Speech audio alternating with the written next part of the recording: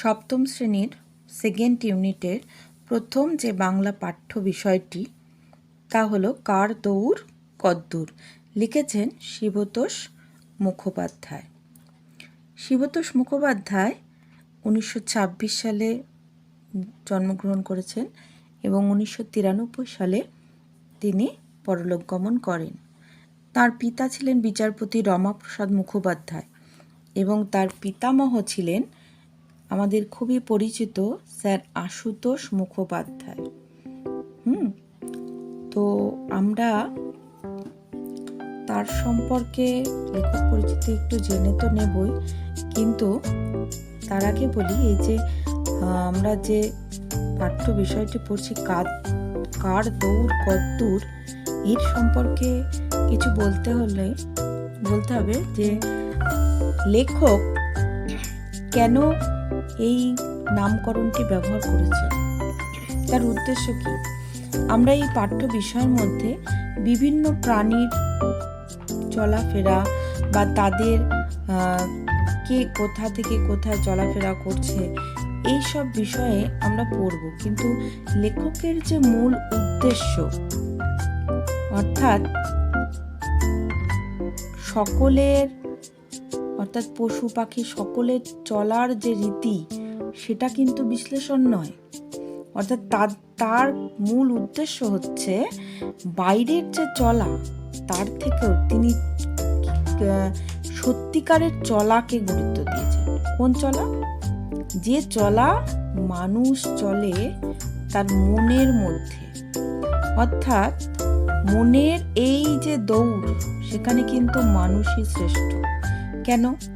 দেখো, মানুষ যেভাবে চিন্তা করে তার মন যত তাড়াতাড়ি যত চিন্তা বা যত চিন্তার মধ্যে আচ্ছন্ন হতে পারে বা যত রকমের ভাবনা তার মধ্যে চলতে পারে, সেই চলাতে অন্য পশু পাখির তুলনায় কিন্তু মানুষ সব থেকে আগে বা সেই হচ্ছে শ্রেষ্ঠ। মানুষ শুধু যে নিজে চলে তা না, সে অন্যকেও চালিয়ে নিয়ে যেতে চায়। আর এগিয়ে চলার যে মন্ত্রে সে যেন প্রথম দীক্ষা নিয়েছে এই পৃথিবীর মধ্যে। সেও যেন পাগলের মতো হনহন করে ছুটছে। কে ছুটছে? মানুষ ছুটছে, পৃথিবী ছুটছে। পৃথিবীর মতো পৃথিবী যেমন নিরন্তর গতিতে ছুটে চলেছে, মানুষ তেমন নিরন্তর গতিতে ছুটে চলেছে। আর এই চলাটা কোন দিকে চলা? শাশ্বত সত্যের দিকে চলছে। সত্যটি কি? যে থামা মানে কি? থামা মানে হচ্ছে জীবনের শেষ। আমরা অনবরত চলে যাচ্ছি, প্রতিদিন ঘুম থেকে উঠছি, নিজেদের কাজকর্ম করছি এবং আবার আর একটা দিন শুরু হচ্ছে। অর্থাৎ এই চলাটা কতদিন চলবে? যতদিন আমাদের জীবন রয়েছে। যেদিন আমাদের জীবন শেষ সেদিন আমাদের চলারও শেষ। তো লেখক এই যে সত্য, এই সত্যের উদ্ঘাটন করার জন্যই এই যে পাঠ্য বিষয়টি তার নাম দিয়েছেন কার দৌড় কদ্দূর। বিভিন্ন পশু পাখি একদম এককোষী জীব থেকে আমিবা, প্যারামিশিয়াম এগুলোর থেকে তিনি শুরু করেছেন, বিভিন্ন উচ্চ স্তরের প্রাণীদের কথা বলেছেন, কে কোথায় যাচ্ছে, ইঁদুরের কথা বলেছেন, নানান রকম প্রাণীদের কথা বলেছেন। তো সেগুলোই আমরা এবার পড়ব। তো তোমরা খুব মনোযোগ দিয়ে প্রতিটা লাইন খুব সুন্দরভাবে শুনবে এবং বুঝে নেবে, তাহলে দেখবে তোমাদের পড়াটা কিন্তু খুব সুন্দর লাগবে, নইলে কিন্তু একদম নিরস লাগবে। তো আমরা শুরু করি। দেখো, ইঁদুরের দৌড় তার গর্তের পানে। আচ্ছা, ইঁদুর কি করে? কোথাও থেকে খাবার দাবার নিয়ে অমনি কি করে? দৌড়ে তার গর্তের দিকে চলে যায়। নদীর দৌড় সাগরে। নদী কোথায় দৌড় দিচ্ছে? ছুটে চলেছে কোথায়? সাগর, সেইখানে। খবরের দৌড় কানের দিকে, অর্থাৎ খবর কোথায় যায়? কানে। আঘ্রাণের দৌড় নাকের দিকে। সুগন্ধ হোক দুর্গন্ধ হোক সেটা কোথায় যায়? নাকেই তো যায়। সুন্দরের দৌড় স্বভাবত বিদ্যার দিকে। বিদ্যাই সুন্দর, যেখানে জ্ঞান, যেখানে বুদ্ধি, সেটাই হচ্ছে সুন্দর। খদ্দেরের দৌড় দোকানের দিকে। রোগীর দৌড় ডাক্তারের কাছে, অর্থাৎ যিনি জিনিস কিনবেন তিনি তো দোকানেই যাবেন, রোগী কোথায় যাবেন? ডাক্তারের কাছে। সুখের দৌড় দুঃখের দিকে, এই কথাটা কেন বলা হলো? আবার দুঃখের দৌড় সুখের দিকে।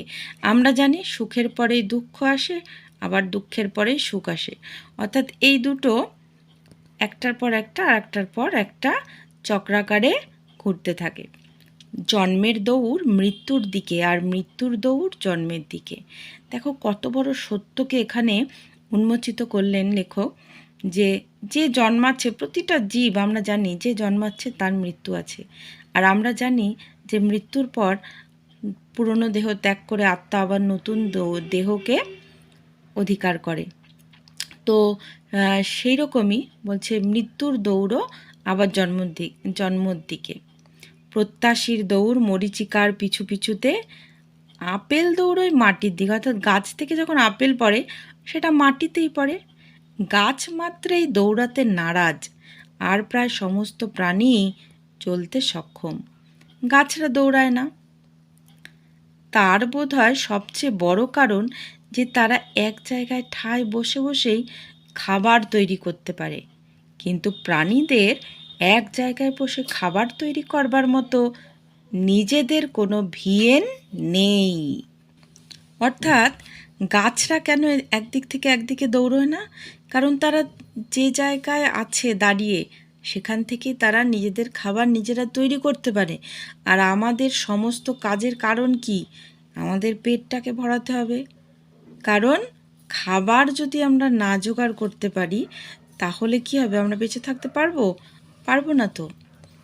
এই কারণেই প্রাণী মাত্রই খাবার সংগ্রহ করতে হয় তাকে। আচ্ছা, এরপর কি এই কারণে প্রাণীরা এক জায়গায় স্থাণু না হয়ে দিকে দিকে পরিভ্রমণ করে। স্থাণু মানে কি? এক জায়গায় যে স্থির হয়ে দাঁড়িয়ে থাকে। তা প্রাণী মাত্র কিন্তু তাকে তো খাবার সংগ্রহ করার জন্য ছুটতেই হবে, তাই তাকে এদিক ওদিকে যেতেই হয়। তা বলে দুনিয়ার সব প্রাণী কুইক মার্চ করে খেতে দৌড়য় না, কেউ কেউ দৌড়য় আস্তে কিংবা জোরে। আপনার কৃতিত্বে কেউ বা গা দিয়ে কেউ বা পা দিয়ে এক জায়গা থেকে আর এক জায়গায় চলে যায়। কি বলছে? গা দিয়ে মানে কেউ বুকে হেঁটে চলে, কেউ আবার পায়ে হেঁটে চলে। তাহলে সবাই কিন্তু প্রচণ্ড জোরে জোরে দৌড়ায় না, কেউ আস্তে যায়, কেউ জোরে দৌড়ায়। অনুবীক্ষণের তলাকার অদ্ভুত বিস্ময়ের জীব অ্যামিবা, অর্থাৎ এককোষী জীব আমরা জানি অ্যামিবা, একটা কোষ আছে যার দেহ বলতে একখানি সেল মানে কোষ, কিছু নেই। তার চলবার ভঙ্গিটি বড় মজার। নিজের দেহ থেকে অর্থাৎ সেল থেকে খানিক অংশ ক্ষণিকের পা হিসাবে আগিয়ে দেয়, সেই দিকে তারপর সেলের মধ্যে প্রোটোপ্লাজমের বাকি অংশকে গড়িয়ে দেয়। এমনি করে মুহুর্মুহু ক্ষণিক পা বার হয় আর প্রোটোপ্লাজম সেদিকে বয়ে যায়। কত মন্দ গতিতে অ্যামিবা যে চলে তা একরকম অনুমান করা যায় না। যখন আকাশে একটি জেট প্লেন ঘন্টায় কয়েকশো মাইল বেগে চলছে, তখন অ্যামিবায় এমন করেই চলছে, একেবারে কখনো থেমে যায়নি। অর্থাৎ এখানে বলছে যে অ্যামিবা কত আস্তে আস্তে চলে আর জেট প্লেন কত তাড়াতাড়ি চলছে, অর্থাৎ কারো গতি খুব ধীর, কারো গতি খুব তাড়াতাড়ি। আমাদের নিজেদের শরীরের মধ্যে এরকম ভবঘুরে সেল আছে যারা অ্যামিবার মতো এক জায়গা থেকে আরেক জায়গায় যেতে পারে। এরা শরীরের সৈন্য সামন্ত। তাহলে শরীরের সৈন্য সামন্ত বলতে কাদের বোঝানো হয়েছে? বিভিন্ন কোষকে। সেল মানে কি? কোষ। হ্যাঁ, বহিঃশত্রুকে নাশ করতে এরা ছুটে যায়। যখন আমাদের দেহের মধ্যে বিভিন্ন ভাইরাস আক্রমণ হয় তখন কিন্তু এই কোষগুলোই কী করে? তাদের সাথে লড়াই করে কিন্তু আমাদের ওই অসুখ থেকে সুস্থ করে তোলে। এছাড়া আর এক রকমের এককোষী জীব আছে, তার নাম কি? প্যারামেসিয়াম। তার সেলের চারিদিকে ছোট ছোট চুলের মতো বহিরাংশ আছে, তাদের বলে সিলিয়া। আচ্ছা, এই জায়গাটা তোমরা দাগিয়ে রাখবে, সিলিয়া কি?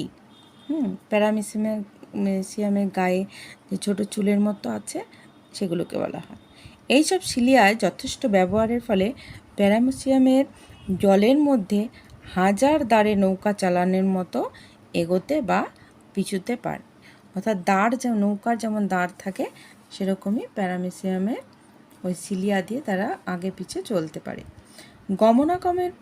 গমনাগমনের মানে চলাফেরার প্রকৃত মাধুর্যটা আমাদের চোখে পড়ে সাধারণত উচ্চতর প্রাণীর মধ্যে, অর্থাৎ এই এককোষী জীবের মধ্যে নয়, উচ্চতর যে উচ্চ শ্রেণীর জীবজন্তুরা আছে তাদের। সমুদ্র স্রোতের সঙ্গে কত সামুদ্রিক জীব গা ভাসিয়ে মাইলের পর মাইল পাড়ি দেয় তার হিসেব আমরা রাখি না। চিংড়িরা নাড়া দিয়ে চলে।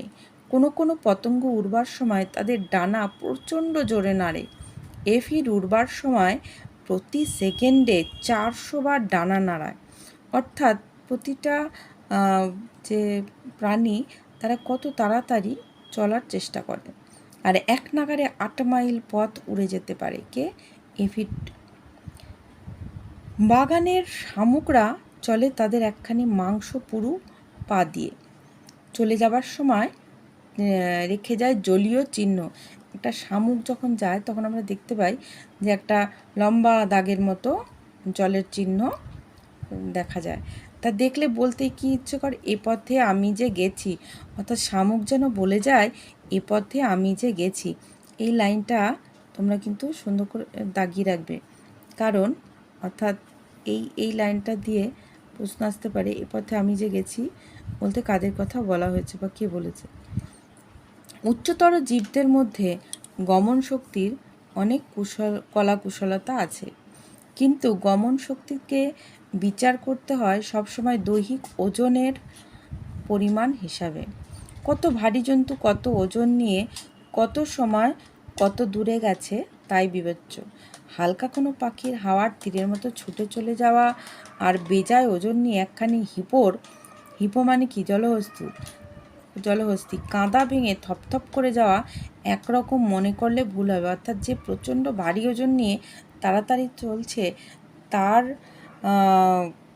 গতি বা তার যে কাজ সেটা কিন্তু অনেক বেশি মানে উচ্চতর। এই ধরুন চিতাবাঘের দেহের ওজন 130 পাউন্ডের মতো, সে 1 ঘন্টায় 70 মাইল পর্যন্ত দৌড়াতে পারে।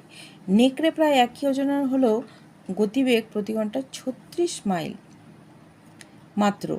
সেই তুলনায় হিপোর শরীরের ওজন 2800 পাউন্ড এবং সে প্রতি ঘন্টায় 20 থেকে 30 মাইল চলতে পারে। তার মানে কত ভারী ওজনে কিন্তু সেও কিন্তু অনেক তাড়াতাড়ি চলতে চেষ্টা করে। গোবি মরুভূমিতে গ্যাজেলি নামে এক হরিণ আছে। তাহলে গ্যাজেলি হরিণটা কোথায় দেখা যায়? গোবি মরুভূমিতে। এটা দাগিয়ে রেখো তোমরা এই জায়গাটা।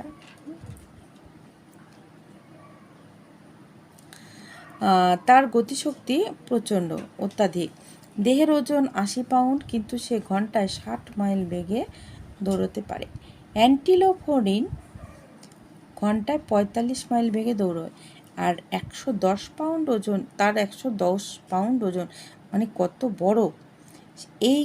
সেই গল্পে আছে কচ্ছপের কাছে খরগোশ দৌড়ে বাজিতে হার মেনেছিল। নানা জাতের খরগোশ মধ্যে গতির তারতম্য দেখা যায়। সাধারণত খরগোশ মাত্রই তীব্র গতিসম্পন্ন, খুব তাড়াতাড়ি ছোটে। দেহের ওজন যখন 5 পাউন্ড, গতিবেগ তখন 45 মাইল ঘন্টায়, মোটরের দৌড়ের কাছাকাছি। রেস হর্সের দেহের ওজন 1000 পাউন্ড, প্রতি ঘন্টায় তার ছুট 40 থেকে 42 মাইল। অনেক বুনো গাধার দৌড়ের বহর ঘোড়ার সমান, কিন্তু তাদের দেহের ওজন ঘোড়ার চেয়ে কম, মাত্র 300 পাউন্ডের মতো। অর্থাৎ কেউ তাড়াতাড়ি দৌড়চ্ছে, কেউ ধীরে দৌড়চ্ছে, কেউ অনেক ওজন নিয়েও তাড়াতাড়ি দৌড়চ্ছে, আবার কেউ হালকা হয়েও তাড়াতাড়ি দৌড়চ্ছে। গ্রে হাউন্ডের দেহের ওজন মাত্র 22 পাউন্ড, সেই অনুপাতে তার চলৎশক্তি বেগ ঘন্টায় 36 মাইল।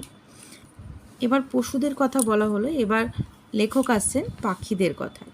পাখিরা বহু দূরত্ব পার হতে পারে, মেরুপ্রদেশের টার্নাস প্রতি বছর 11,000 মাইল একবার উড়ে আসে, আবার পরে ফিরে যায়। মানে যখন সেখানে ঠান্ডা পড়ে সেখান থেকে অন্যখানে তারা চলে আসে।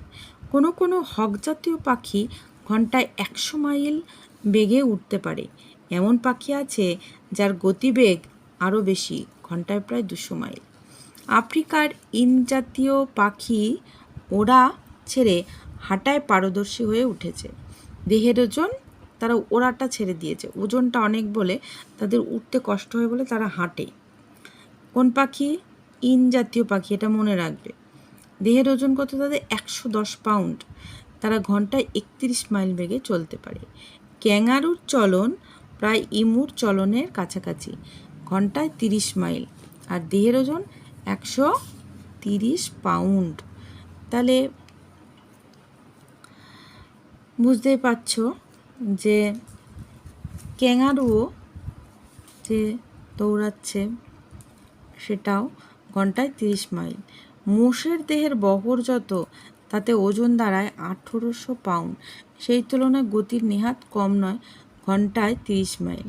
হাতির বপু, বপু মানে কি? দেহ, হ্যাঁ, বিরাট, ওজন 7000 পাউন্ড। সেই নিয়ে গদাই লস্করি চালে। আচ্ছা, এই যে গদাই লস্করি চাল, এটা কিন্তু দাগিয়ে রাখবে। এটার অর্থ কি? গদাই লস্করি চাল মানে ধীরে ধীরে যে চলে সেটাকে বলা হয় গদাই লস্করি চাল। সে ঘন্টায় 25 মাইল বেগে ছোটে।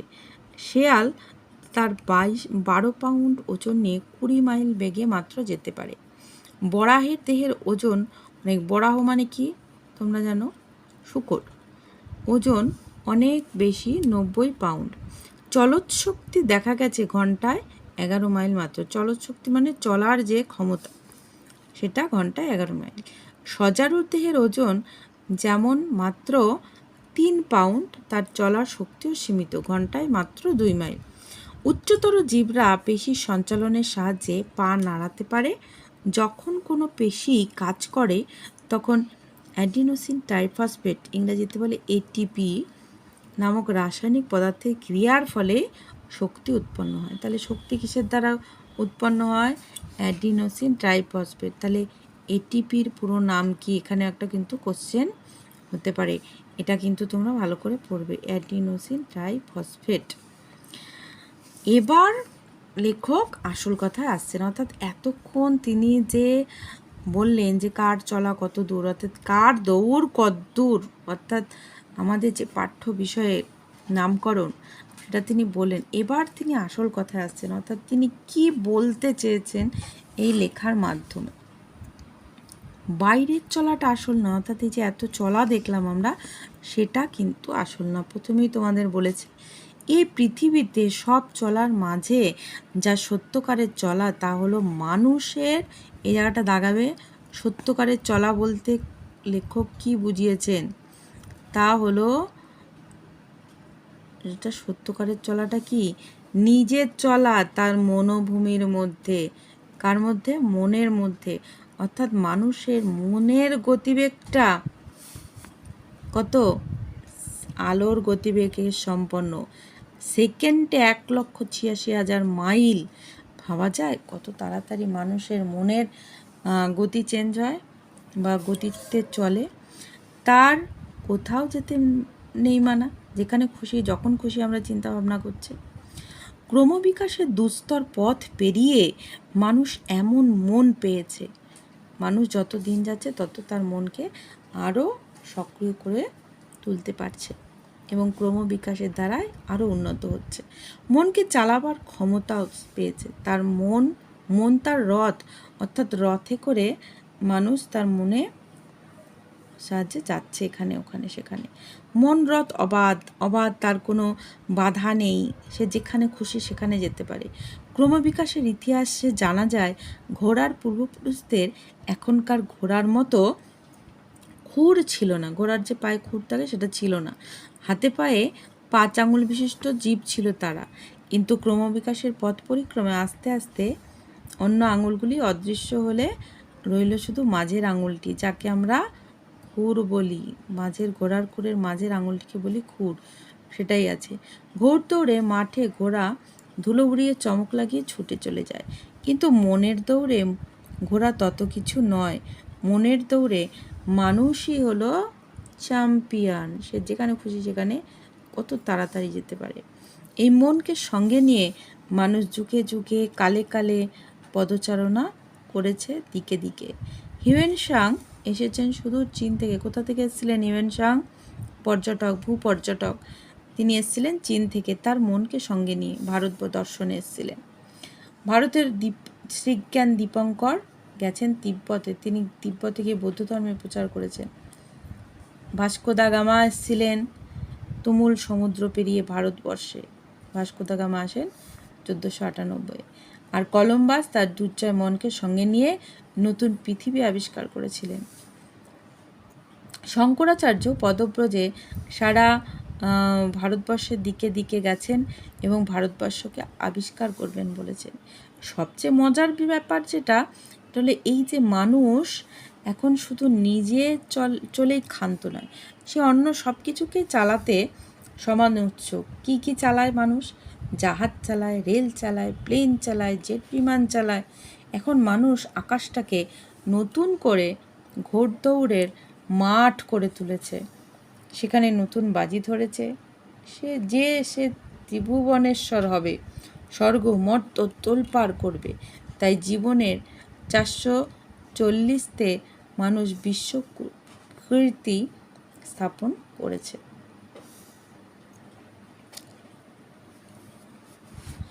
কিন্তু ক্ষণিকের পা দিয়ে, কেউ সিলিয়া দিয়ে, কেউ দাঁড়া দিয়ে, কেউ বা পা দিয়ে, সবই চলছে। চারিদিকে সবাই ছোটাছুটি করছে। কিসের এই জয়যাত্রা? এত তড়া, মানে এত তাড়াতাড়ি কিসের? পৃথিবীটাও পাগলের মতো হনহন করে ছুটে চলেছে। পৃথিবীটাকে আমি একবার শুধিয়েছিলাম মানে জিজ্ঞাসা করেছিলাম, তোমার কেন চলবার এত দায়? বলছে, তুমি কেন এরমভাবে চলছো পৃথিবী? এই যাত্রা তোমার থামাও। সূর্য তো কারুর পিছু পিছু ধাওয়া করছে না, তুমি কেন এত তাড়াতাড়ি করছো? অর্থাৎ পৃথিবীকে লেখক জিজ্ঞাসা করেছিলেন যে তুমি কেন এত তাড়াতাড়ি ছুটছো, তোমার কিসের তাড়া? সূর্য তো কোথাও যাচ্ছে না। তার উত্তরে পৃথিবী কি জানিয়েছিল জানেন? তার দক্ষিণা হাওয়ার ভিতর দিয়ে সে আমার কানে কানে বলেছিল, থামা মানে কি জানো? জীবনের শেষ। মানে এই যে দক্ষিণা হাওয়ার ভিতরে, নির্মল হাওয়ার ভিতর দিয়ে পৃথিবী কি বলেছিল? থামা মানে জীবনের শেষ। যতদিন আছো ততদিন চলো, দাঁড়িও না। শাশ্বত সত্যের দিকে যাওয়ার গতি বন্ধ করো না। লাস্টে কি বলেছে বলো তো? চড়ই বৃত্তি। অর্থাৎ চড়ই বৃত্তি কথার অর্থ কি?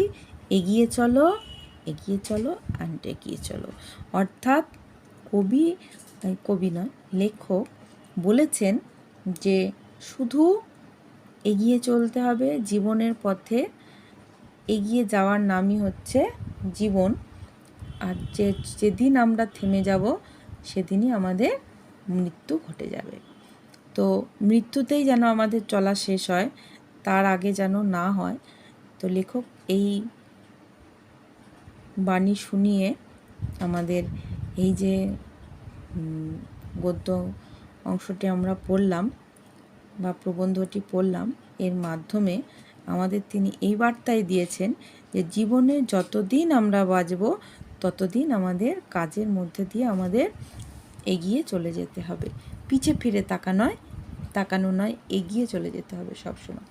তো ছাত্রছাত্রীরা, তোমরা নিশ্চয় প্রত্যেকটি লাইন ধরে ধরে আমি কিন্তু এই গদ্যাংশটা বুঝিয়ে দিলাম কারদৌড় কদ্দূর। তোমরা আমাকে কমেন্টে জানাবে যে তোমরা বুঝতে পেরেছো কি না, বা কোথায় অসুবিধা হলো তোমরা আমাকে জানিও অবশ্যই।